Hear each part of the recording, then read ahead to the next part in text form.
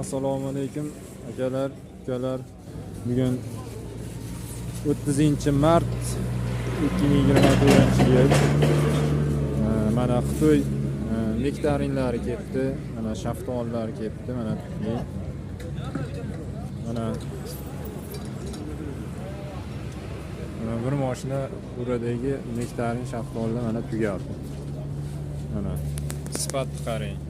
Mana sifat o'ta kuchli, o'ta go'zal. Nektarinni 500 rubldan sotishyapti.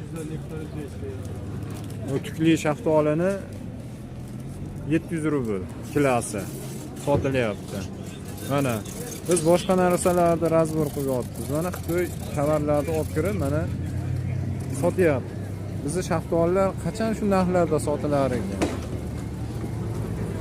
Bizga 80 so'm, 40 so'm, 30 so'm ag'a o'tmayapti nektarinlarimiz, shaftolilarimiz.